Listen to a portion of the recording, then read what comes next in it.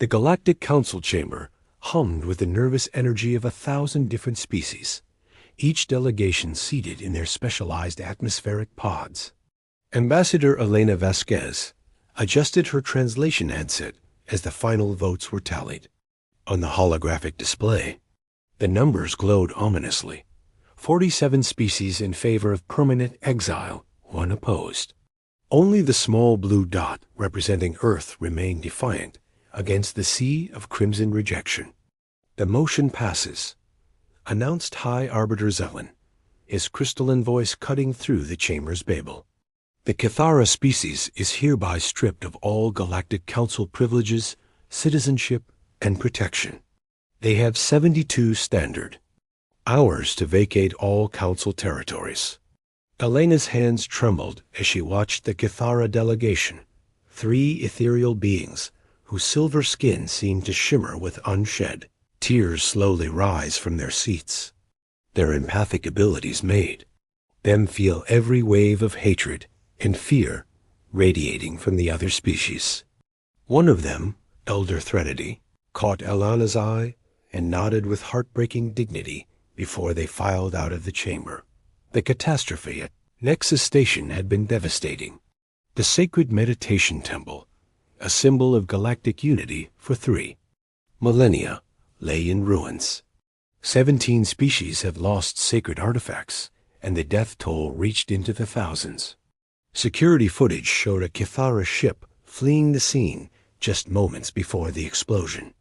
The evidence seemed damning, especially when combined with the Kithara's history of radical factions and their reputation for emotional instability. But Elena had seen something others missed in the testimonies: inconsistencies in the timeline, suspicious gaps in the security recordings, and the haunted expression in Elder Threnady's eyes when she spoke of her people's innocence. The Cathara had been scapegoats before, their empathic nature making them convenient targets during times of crisis. "Ambassador Vasquez," sneered Trade Minister Vorthik of the Hegemony, his insectoid mandibles clicking with disapproval. "Your species' sentimental weakness will cost you dearly. The other members will not forget this ... poor judgment." Around the chamber, delegates whispered and pointed at the human section. Elena felt their collective gaze like a physical weight. Earth had been part of the Council for only 50 years, still considered newcomers by species that had been cooperating for millennia. This vote would make humanity pariahs by association. As the session ended, Elena walked through corridors that had once felt welcoming. Now, other ambassadors turned away or whispered behind their breathing apparatus. The Andromedans, who had been negotiating a crucial trade agreement with Earth, brushed past her without acknowledgement. The Stellar Collective's representative made a show of crossing to the opposite side of the walkway. Back in her quarters, Elena activated her quantum communicator to contact Earth. President Chun's face appeared on the screen, lined with worry, but resolute. "The decision stands," Chun said before Elena could speak. "We know the cost. The sanctions have already begun. The Hegemony has frozen our mineral imports, and the Stellar Collective is demanding immediate payment on outstanding debts. Our economy will suffer, but our conscience will remain intact." Elena nodded, feeling both pride and terror. "The Cathara ships are in bad shape, Madam President. They're heading toward the outer rim with minimal supplies. Without intervention, they'll be dead within months." "Then we'd better get to work," Chun replied. "Operation Sanctuary begins immediately. We'll need volunteers, diplomats, aid workers, engineers, people willing to risk everything." As Elena signed off, she looked out her viewport at the Cathara fleet limping away from the station. Their ships, once works of art that sang through space, now looked like wounded birds struggling to stay aloft. She thought of the refugee camps forming on distant worlds, of the children who would grow up knowing only exile, of the artists whose songs would be silenced forever. Humanity had chosen to stand alone against the galaxy's judgment. The question wasn't whether they were right, It was whether they were strong enough to survive being right. 3 months after the exile vote, Dr. Marcus Webb crouched in the hold of a modified cargo freighter, watching Cathara children sleep in makeshift beds.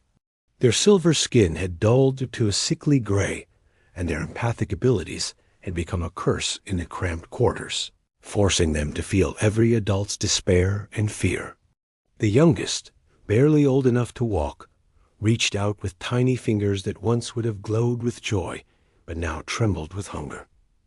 "How many this time?" whispered Captain Sarah Chun, the president's daughter who had volunteered for the most dangerous runs. 47, Marcus replied, checking his medical scanner. "Half are malnourished, and 3 won't survive another week without proper treatment."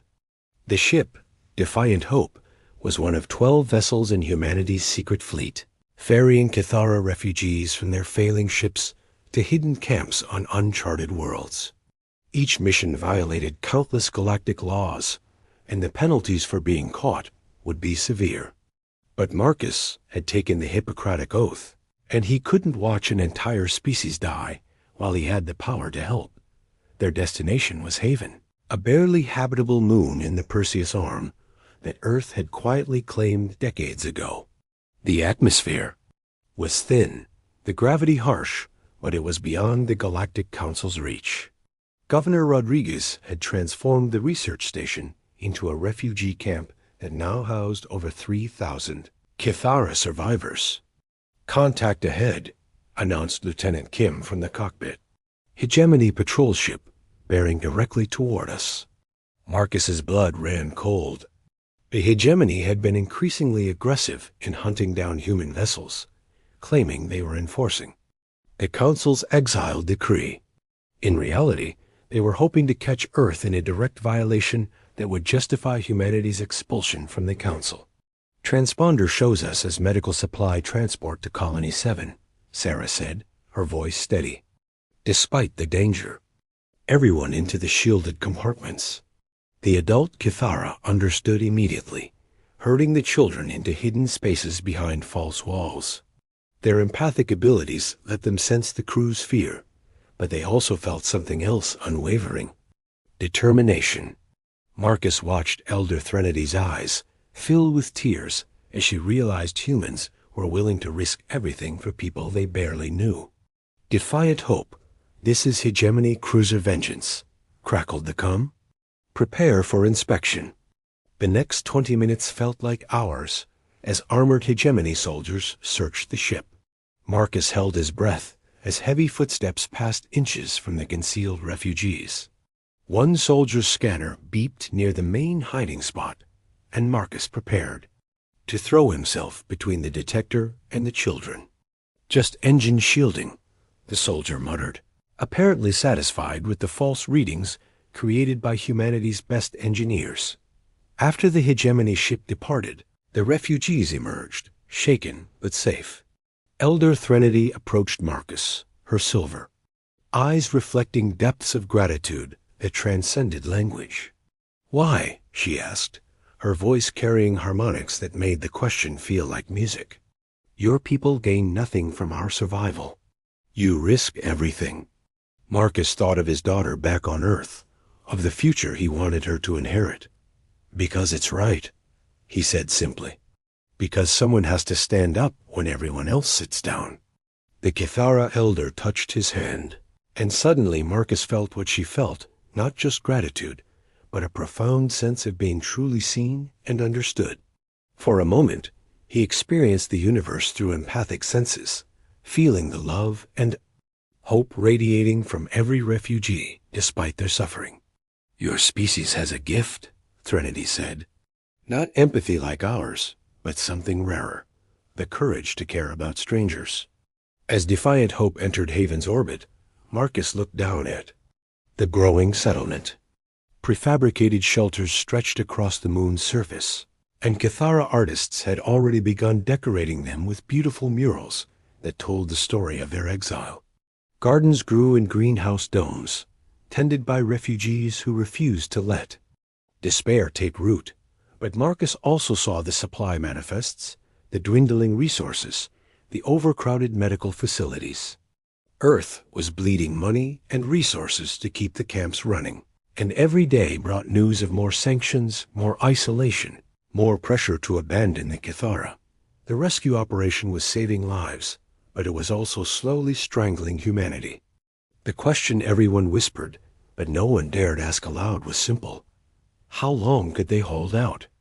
Asterisk Ambassador Elena Vasquez stood in the ruins of what had been Earth's embassy compound on Kepler Station, watching cleanup crews sweep up the debris from the latest protest. The hegemony claimed they couldn't control the angry crowds that had been attacking human facilities across the galaxy, but Elena knew better. The violence was coordinated, designed to pressure humanity into abandoning the Kithara. "Third attack this week," muttered Security Chief Harrison, his jaw tight with frustration. The local authorities arrived just in time to watch it happen. Elena nodded, surveying the damage. Anti-human graffiti covered the walls, including phrases and languages she didn't recognize, but whose meaning was clear. Traitors, species betrayers, exile lovers. The message was unmistakable humanity's. Isolation was complete. Her personal communicator chimed with an encrypted message from President Chun. Emergency session. Council chambers. 1 hour. The Galactic Council's emergency session felt like a tribunal. Alana sat alone in the human section, while 47 other species formed a unanimous wall of accusation. The evidence presented was damning satellite photos of the Haven colony, intercepted communications between refugee ships, testimony from hegemony patrols who had accidentally discovered human vessels in restricted space. "The evidence is clear," proclaimed High Arbiter Zelen, his crystalline form refracting the chamber's lights into harsh rainbows. "Humanity has systematically violated the Kithara exile decree. They have harbored criminals, violated territorial boundaries, and undermined this council's authority." Trade Minister Vorthik rose from his delegation's pod, his insectoid features twisted with what passed for satisfaction among his species. "Earth's economy has contracted by 30%. Their shipping lanes are blocked, their colonies isolated. Yet they persist in this folly. They have chosen the Kithara over the galaxy itself." Elena stood slowly, feeling the weight of history on her shoulders. "We have chosen conscience over convenience," she said, her voice carrying clearly through the chamber's acoustics. "The Kithara deserve due process, not mod justice. The evidence against them was circumstantial at best." A wave of angry chittering, clicking, and harmonics swept the chamber. The Andromedan's representative, Ambassador Crystalline Song, spoke. With the musical tones of her people, "Humanity speaks of evidence while harboring fugitives. You have made yourselves complicit in the crime." "What crime?" Elena shot back. "Existing? Being different? Having empathic abilities that make other species uncomfortable?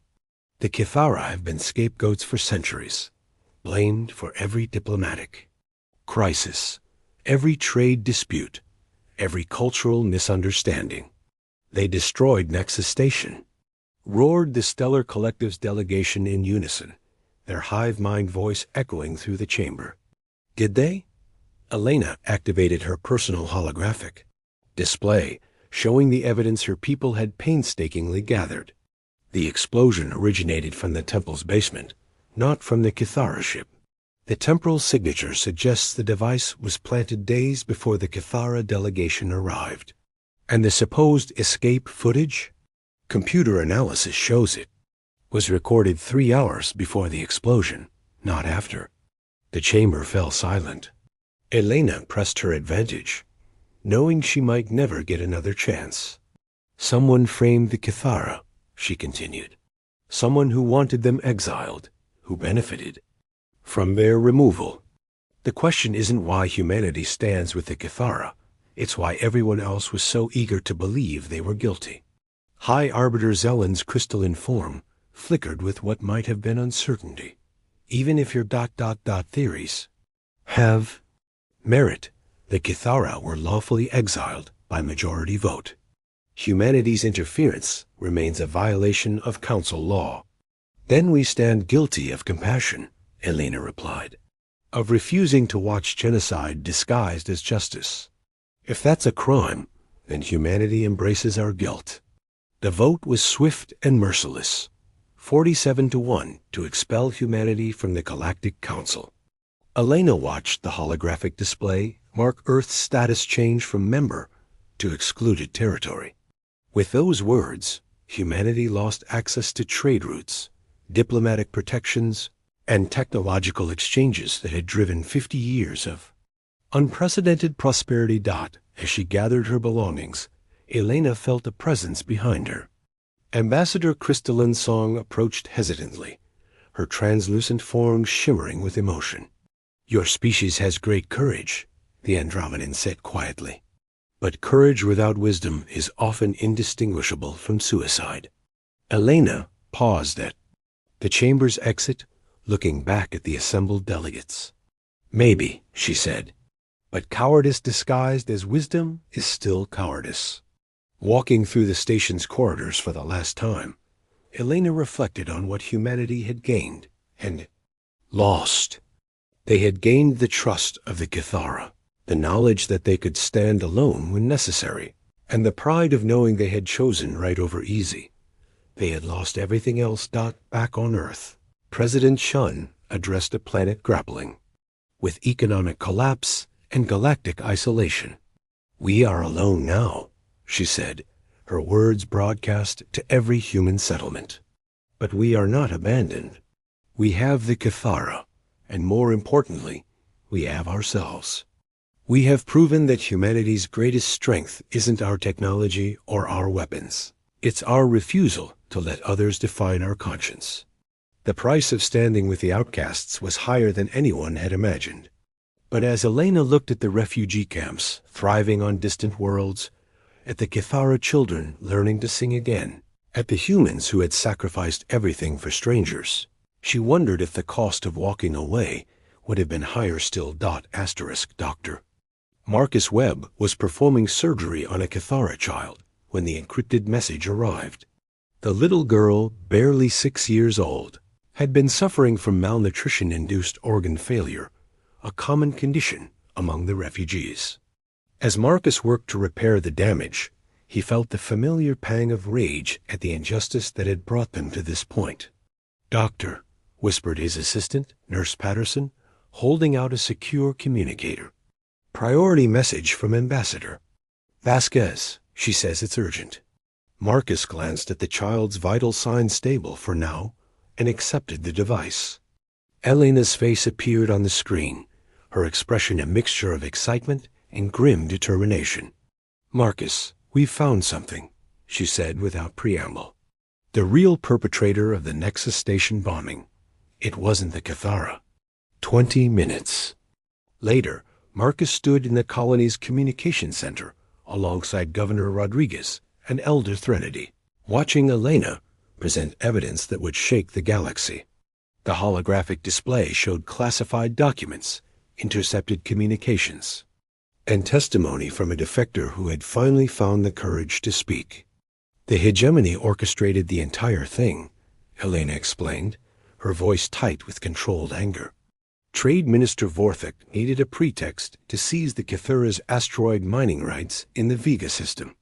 The deposits there are worth trillions of credits, but the Kithara had exclusive extraction licenses that wouldn't expire for another century. The evidence was overwhelming. The hegemony had infiltrated Nexus Station months before the bombing, planted quantum explosives in the temple's foundation, and used sophisticated holographic manipulation to create the footage showing a Kithara ship fleeing the scene. The real Kithara vessel had been conducting a routine supply run, completely unaware of the trap being laid. "But why frame the Kithara specifically?" asked Governor Rodriguez. Elder Threnady's silver eyes reflected deep sadness. "Because we were convenient," she said, her empathic abilities letting her sense the truth in every word. "My people have always been outsiders, tolerated for our art and empathy, but never truly accepted. When the hegemony needed someone to blame, we were the obvious choice. Marcus felt his hands clench into fists. 17 species lost artifacts. Thousands died. And it was all for mining rights? The hegemony calculated that the other species would be too angry to investigate thoroughly, Elena continued. They were right. Everyone wanted someone to blame, and the Kithara had no powerful allies to defend them. Except humanity, Threnody added softly. The revelation should have been vindicating, but Marcus felt only a deep weariness. How many Kithara had died in the intervening months? How many children had suffered malnutrition? How many artists had lost their will to create? How many families had been torn apart by exile? What happens now? Marcus asked. Alana's expression grew grim. I'm transmitting the evidence to every major news network in the galaxy. The hegemony will try to suppress it, but truth has a way of spreading. The question is whether the other species will have the courage to admit they were wrong. Over the following weeks, the galaxy watched as the story unfolded. The hegemonies. Initial denials crumbled under mounting evidence. Trade Minister Vorthik was arrested by his own people, and internal documents revealed the full scope of the conspiracy. The hegemony's government fell in a matter of days, replaced by a reform coalition that immediately began damage control. But the response from other species was mixed. Some, like the Andromedans, issued formal apologies and called for the Kithara's immediate rehabilitation. Others, like the Stellar Collective, acknowledged the truth but argued that the exile had been legally enacted and couldn't be easily reversed. Pride, Elder Threnody explained as she and Marcus watched the news feeds. To admit they were wrong about the Kithara means admitting they were wrong about humanity. It means acknowledging that the newest species in the Council had better judgment than civilizations that have existed for millennia. Marcus thought of all the humans who had sacrificed their careers, their fortunes, their futures to stand with the Kithara. Captain Chun, still running supply missions despite death threats. Ambassador Vasquez, now persona non grata on most worlds.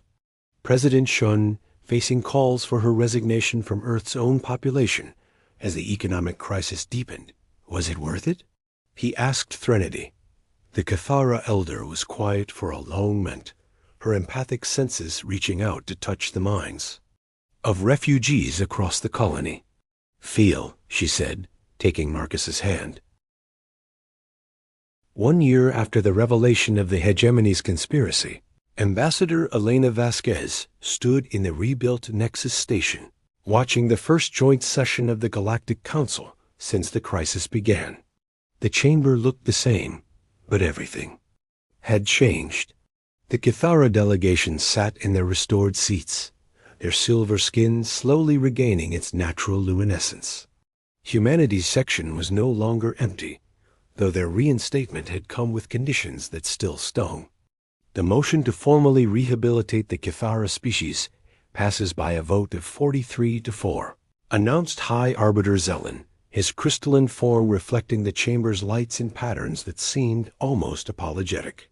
All previous sanctions are hereby lifted, and full council privileges are restored. Elena watched Elder Threnody rise to address the assembly. The Kithara leader had aged visibly during the exile, her empathic abilities having absorbed the pain of her entire species. But there was strength in her bearing now, a quiet dignity that had been forged in the crucible of suffering. We return, not as the same people who left, Threnody said, her voice carrying the harmonics of deep sadness mixed with hope. We have learned that the universe contains both great cruelty and great compassion. We have experienced the depths of abandonment and the heights of unexpected friendship. We do not forget either lesson.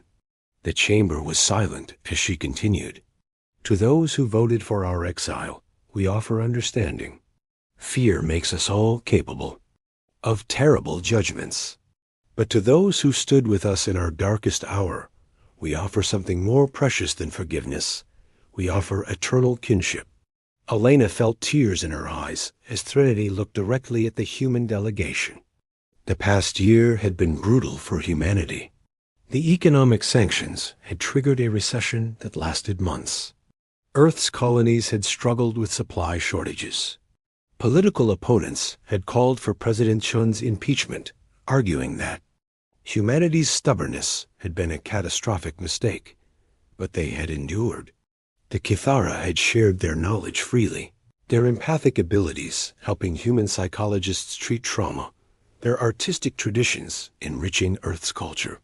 More importantly, humanity had discovered something about itself, a capacity for moral courage that transcended self-interest. I would like to invite Dr. Marcus Webb to address the council. Threnody continued. Marcus stood slowly, still wearing his medical uniform from the refugee camps. He had been treating Kithara patients for over a year, had watched children grow up in exile, had seen families torn apart and slowly rebuilt. His presence here represented thousands of humans who had risked everything for strangers. The question everyone wants answered, Marcus said, his voice carrying clearly through the chamber, is whether humanity's actions were wise or foolish, whether standing with the Kithara was worth the cost. I think that's the wrong question. He paused, looking around the chamber at representatives of species who had turned their backs on the innocent. The right question is, what kind of galaxy do we want to live in?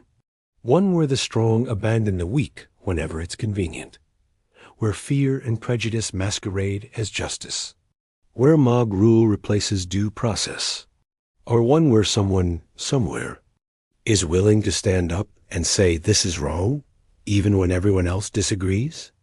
The chamber erupted in a cacophony of responses, some supportive, others hostile, most uncertain. Elena watched the display with mixed emotions. The Kithara had been vindicated, humanity's judgment proven correct, but the underlying problems remained. The same species that had voted for exile were now voting for rehabilitation, not because they had changed, but because the evidence had become undeniable. After the session, Elena walked through the station's memorial garden, where a new monument honored the victims of the Nexus Station bombing. The names of the dead were carved in stone, but nearby, a living sculpture grew, a tree planted by the Kithara that would bloom with different colors, depending on the emotional state of those who stood beneath it. She found President Chun sitting on a bench near the memorial, looking older than her years, but somehow more solid, more real. Any regrets? Elena asked, settling beside her. Chun was quiet for a long moment, watching Kithara children play in the garden while their parents worked to rebuild their lives. About standing with the Kithara? Never. About the cost? Every day. The polls show your approval ratings are finally recovering, Elena offered. Politics, Chun said dismissively. History will judge us, not polls. The question is whether we taught the galaxy something about courage, or whether we'll just be a cautionary tale about the price of idealism. Elena looked around the garden, at the mixed groups of humans and Kithara working together, at the memorial that honored the dead while celebrating the living. The galaxy hadn't fundamentally changed. There would be other crises, other scapegoats, other moments when someone would need to stand up for what was right. But humanity had changed. They had learned that they could stand alone when necessary, that their newest strength lay not in their technology or their military might, but in their refusal to let others define their conscience. The refugee camps on distant worlds were being converted into permanent settlements where humans and Kithara lived as neighbors. Children from both species were growing up together, learning that friendship could transcend the arbitrary boundaries of flesh and culture. The galaxy is watching, Elena said finally. Next time someone needs defending, they'll remember that humanity stood up when it mattered. Maybe that will make others braver. Chun smiled for the first time in months. Maybe, or maybe we'll just have to stand up again. As the artificial sun set over Nexus Station, Elena reflected on the long road that had brought them here.